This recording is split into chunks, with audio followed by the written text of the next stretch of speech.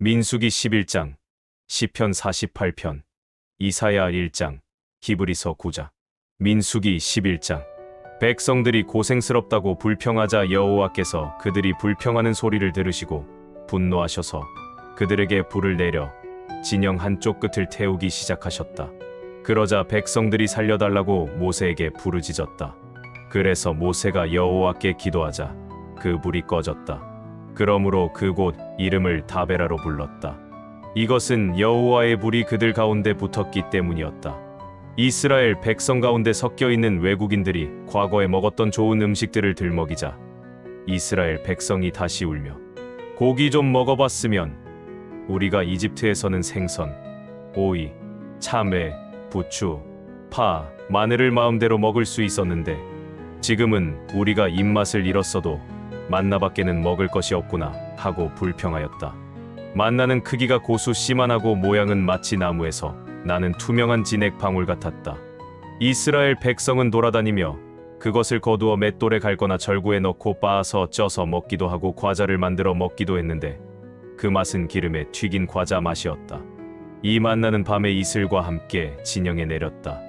모세는 모든 백성이 자기들의 천막문에서 우는 소리를 들었다. 여호와께서 몹시 노하심으로 모세가 괴로워하다가 여호와께 이렇게 말하였다. 어째서 주의 종에게 이런 괴로움을 주십니까? 어째서 내가 주 앞에서 은혜를 입게 하지 않으시고 이 백성의 짐을 나에게 지우셨습니까? 그들이 나의 자녀들입니까? 내가 그들의 아버지라도 됩니까? 어째서 나에게 유모가 젖먹는 아기를 품듯 이 백성을 품고 그들 조상들에게 약속하신 땅으로 들어가라고 하십니까? 이 모든 백성이 먹을 고기를 내가 어디서 구할 수 있겠습니까?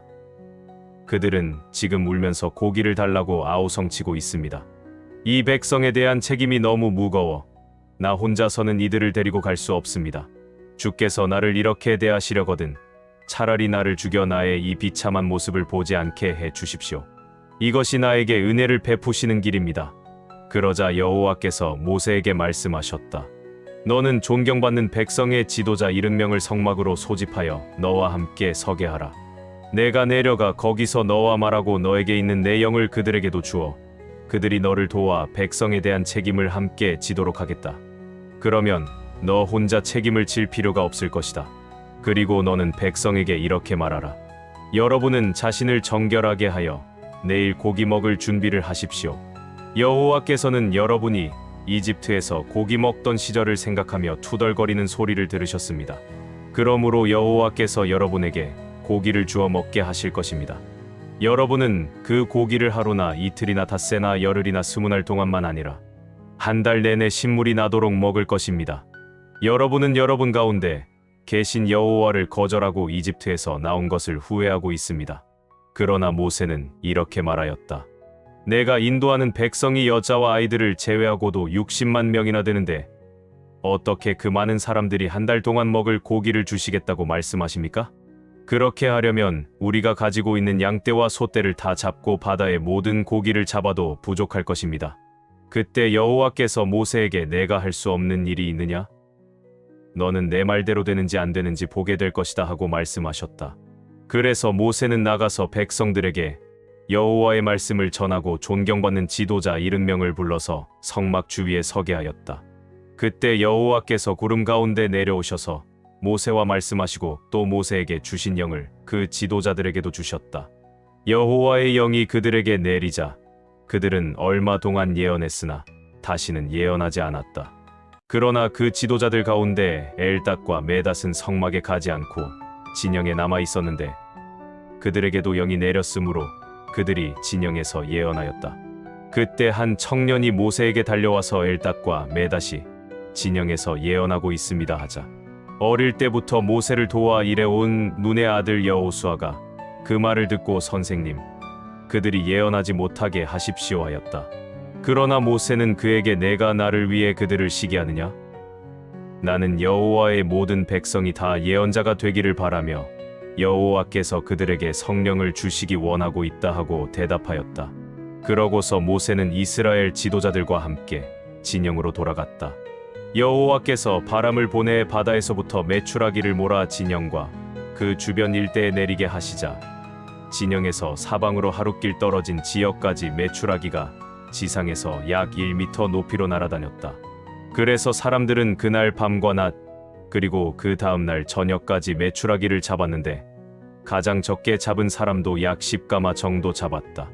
그리고 그들은 그것을 말리려고 진영 주변에 사방 널어 놓았다. 그러나 그들이 그 고기를 입 안에 넣고 씹기도 전에 여호와께서 노하셔서 무서운 재앙으로 그들을 수없이 죽이셨다. 그래서 그곳을 탐욕의 무덤이라고 불렀다. 그것은 고기에 대한 탐욕을 가진 사람들을 거기에 매장하였기 때문이었다. 백성들은 거기서 떠나 하세롯에 가서 진을 치고 머물렀다. 시편 48편. 여호와는 위대하심으로 우리 하나님의 성, 곧 그의 거룩한 산에서 높이 찬양을 받으실 만하다. 위대한 왕의 성, 북방에 있는 시온산은 그 터가 높고 아름다워 온 세계에 기쁨을 주는구나. 하나님은 자기가 예루살렘의 요새 되심을 보여주셨다. 왕들이 합세하여 진격해왔으나 그들이 예루살렘을 보고 놀라 허겁지겁 달아났다. 무서운 공포가 그들을 사로잡으니 그들의 고통이 해산하는 여인의 진통 같구나. 하나님이 동풍에 부서진 다시스의 배처럼 그들을 파멸시키셨다네. 우리가 하나님이 행하신 일을 듣기만 했는데 이제는 우리가 전능하신 여호와 우리 하나님의 성에서 그것을 보았다. 하나님이 이 성을 영원히 안전하게 하시리라. 하나님이시여, 우리가 주의 성전에서 주의 한결같은 사랑을 생각합니다. 하나님이시여, 주의 이름과 같이 주를 찬양하는 소리도 땅 끝까지 미쳤으니 주는 정의로 다스리시는 분이십니다. 주의 판단 때문에 시온산이 즐거워하고 유다 성들이 기뻐합니다. 너희는 가서 시온성을 돌아보고 망대가 몇 개나 되는지 세어보아라. 그 성벽을 주의 깊게 보고 궁전을 살펴서 다음 세대에 전하라. 이 하나님은 영원히 우리 하나님이시므로 우리가 죽을 때까지 우리를 인도하시리라. 이사야 1장.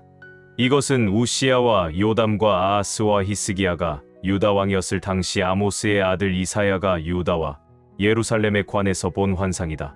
하늘이여 들어라. 땅이여 귀를 기울여라. 여호와께서 말씀하신다. 내가 기른 자식들이 나를 거역하였다. 소도 자기 주인을 알고 나귀도 자기 주인의 구유를 알건만은 이스라엘은 알지 못하고 내 백성은 깨닫지 못하는구나. 슬프다. 범죄한 나라여, 부패하고 악한 백성이여, 너희가 여호와를 저버리고 이스라엘의 거룩하신 하나님을 배신하였다. 너희가 벌을 더 받고 싶은가? 어째서 계속 거역하느냐? 너희 머리는 병들었고 마음은 약해졌으며 발바닥에서 머리끝까지 하나도 성한 곳이 없이 온통 상하고 터지고 맞은 자국뿐인데도 너희는 짜내고 약을 바르며 붕대를 감는 치료를 받지 못하였다. 너희 땅은 황폐하였고 너희 성들은 잿더미가 되었으며 외국 사람들이 너희가 지켜보는 데서 너희 토지를 빼앗아 황무지로 만들었고 겨우 예루살렘만 남아 포위를 당한 채 포도원이나 오이밭의 원두막처럼 되었다. 만일 전능하신 여호와께서 일부 생존자를 남겨두지 않으셨더라면 우리는 소돔과 고모라처럼 되었을 것이다. 예루살렘아, 너희 관리와 백성들이 소돔과 고모라 사람들 같구나. 여호와께서 하시는 말씀을 들어라. 우리 하나님의 교훈에 귀를 기울여라. 너희 수많은 재물이 나에게 무슨 소용이 있느냐? 나는 너희가 수장이나 짐승의 기름으로 드리는 재물에 이제 실증이 났다. 나는 수송아지나 어린 양이나 수장의 피를 기뻐하지 않는다. 누가 너희에게 그런 것을 가져오라고 하였느냐? 너희는 내 마당만 밟을 뿐이다. 너희는 무가치한 재물을 더 이상 가져오지 말아라. 너희가 분향하는 것도 나는 싫어졌다. 너희가 초하루와 안식일과 그 밖의 명절을 지키고 종교적인 모임을 가지면서도 악을 행하는 것을 내가 참아볼 수 없구나. 너희가 지키는 초하루와 그 밖에 지정된 명절을 내가 싫어하는 것은 그것이 오히려 나에게 짐이 되어 내가 감당하기에도 지쳤기 때문이다. 너희가 하늘을 향해 손을 들어도 내가 보지 않을 것이며 너희가 아무리 많이 기도할지라도 내가 듣지 않을 것이다. 너희 손에는 죄 없이 죽은 사람들의 피가 잔뜩 묻어 있다. 너희는 자신을 씻어 깨끗이 하고 내 앞에서 너희 악을 버리고 죄된 생활을 청산하라. 선하게 사는 법을 배우고 정의를 추구하며 학대받는 자를 도와주고 고아를 보호하고 과부를 위해 변호하라. 여호와께서 말씀하신다. 오너라, 우리 허심탄회하게 이야기해보자. 너희 죄가 주홍 같을지라도 눈과 같이 희게 될 것이며 진홍같이 붉을지라도 양털처럼 될 것이다. 너희가 기꺼이 순종하면 땅에 좋은 농산물을 먹을 것이지만 너희가 거역하고 불순종하면 칼날의 죽음을 당할 것이다. 이것은 나 여호와의 말이다. 진실하던 성이 어째서 창녀처럼 되었는가? 한때는 정의와 진리를 사랑하는 자들로 가득하더니 이제는 살인자들 뿐이구나. 예루살렘아, 너는 한때 수능과 같았으나 이제는 쓸모없는 찌꺼기가 되었으며 전에는 좋은 포도주와 같았으나 이제는 그 포도주에 물이 섞였구나. 너의 지도자들은 반역자요, 도둑들과 한패이며 하나같이 뇌물과 선물 받기를 좋아하고 고아와 과부의 억울한 문제를 해결해 주지 않는구나. 그러므로 너희는 전능하신 여호와, 능력 있는 이스라엘의 하나님이 하시는 말씀을 들어라. 내가 내 원수인 너희에게 복수할 것이니 너희가 더 이상 나를 괴롭히지 못할 것이다. 내가 너희를 용광로에 넣어 불순물을 제거하고 깨끗하게 할 것이며 그 후에 내가 너희에게 이전처럼 지도자들과 지혜로운 조언자들을 줄 것이다. 그러면 예루살렘이 의롭고 신실한 성이라고 불려질 것이다. 여호와는 의로우신 분이시므로 그는 예루살렘과 회개하고 돌아오는 모든 자들을 구원하실 것이다. 그러나 거역하고 범죄하는 자들은 다 패망하고 여호와를 저버리는 자도 망할 것이다. 너희는 상수리 나무 아래와 동산에서 우상 섬기던 일로 부끄러움과 수치를 당하고 잎이 마른 상수리 나무와 물 없는 동산과 같이 될 것이다. 너희 중에 강한 자는 부싯깃과 같고 그의 행위는 불티와 같아서 함께 탈 것이나 끌 사람이 없을 것이다. 히브리서 9장. 첫 번째 계약에도 예배 규칙과 땅에 속한 성소가 있었습니다. 먼저 성막이 세워지고 그 성막은 간마기에 의해서 두 부분으로 나누어져 있었는데 그 바깥쪽을 성소라고 불렀습니다. 거기에는 등대와 빵을 차려 놓은 상이 있었습니다. 그리고 간마기 휘장 안쪽을 지성소라고 불렀습니다. 거기에는 금향단과 전체를 금으로 입힌 법궤가 있고 그 안에는 만나를 담은 금항아리와 아론의 쌍난 지팡이와 계약의 두 돌판이 들어 있었습니다. 또 그 궤의 뚜껑을 속죄소라고 불렀는데 그룹이라는 영광의 천사들이 날개로 그 위를 내리덮고 있었습니다. 이런 것에 대해서는 일일이 다 말할 수가 없습니다. 이 모든 것이 성막 안에 마련되어 있어서 제사장들은 언제나 바깥 성소에 들어가 직무를 수행하고 안쪽에 있는 지성소에는 대제사장만이 1년에 한 차례씩 피를 가지고 들어갔습니다. 이 피는 대제사장 자신과 백성들이 모르고 지은 죄를 위해 드리는 것입니다. 이것으로 성령님은 바깥쪽에 성소가 세워져 있는 동안에는 지성소로 들어가는 길이 아직 열리지 않았다는 것을 보여주신 것입니다. 이 성막은 현 시대를 위한 비유입니다. 이 제도에 따라 예물과 제사를 드리지만 이것이 예배드리는 사람의 양심을 깨끗하게 할 수는 없습니다. 그것들은 다만 먹고 마시는 것과 몸을 씻는 여러 가지 외적인 의식에 불과한 것으로서 새로운 제도를 세울 때까지만 적용되는 규정들입니다. 그러나 그리스도께서는 이미 이루어진 좋은 일의 대제사장으로 오셔서 사람의 손으로 만들지 않은 성막, 곧 이 세상의 창조물에 속하지 않은 더 크고 완전한 성막에 들어가셨습니다. 그리고 염소나 송아지의 피가 아닌 자기 피를 가지고 단 한 번 지성소에 들어가셔서 우리의 영원한 구원을 획득하셨습니다. 염소와 황소의 피와 암송아지의 제도 더러워진 사람들에게 뿌리면 그 육체를 깨끗하고 거룩하게 했는데 하물며 영원하신 성령님을 통해 금없는 자기 자신을 하나님께 드린 그리스도의 피가 죽음에 이르게 하는 행위에서 어찌 여러분의 양심을 깨끗하게 하여 살아 계신 하나님을 섬기게 하지 못하겠습니까? 그러므로 그리스도는 새 계약의 중재자가 되셨습니다. 이것은 첫 계약 아래서 범한 죄를 속죄하시려고 죽으셔서 하나님의 부르심을 받은 사람들이 약속된 영원한 축복을 받도록 하기 위한 것입니다. 유언이 효력을 나타내려면 유언한 사람이 반드시 죽어야 합니다. 그것은 유언한 사람이 살아있으면 아무 효력도 없고 죽어야만 효력이 나타나기 때문입니다. 따라서 첫 계약도 피로써 효력을 갖게 되었습니다.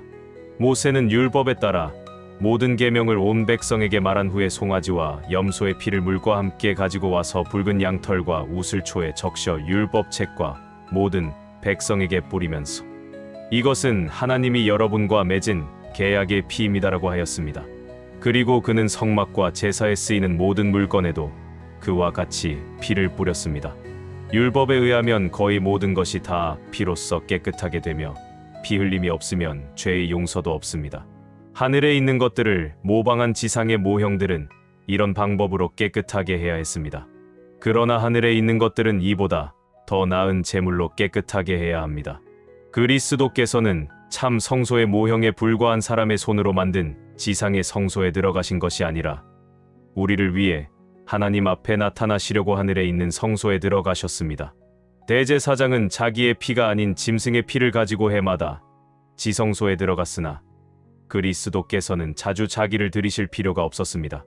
만일 그렇게 해야 한다면 그리스도께서 세상이 창조될 때부터 자주 고난을 받으셨어야 했을 것입니다. 그러나 이제 그리스도는 자기를 제물로 드려 죄를 없애려고 역사의 끝에 단번에 나타나셨습니다. 사람이 한 번 죽는 것은 정해진 운명이지만 죽은 후에는 심판이 있습니다. 이와 같이 그리스도께서도 많은 사람의 죄를 없애려고 단번에 희생의 제물이 되셨습니다.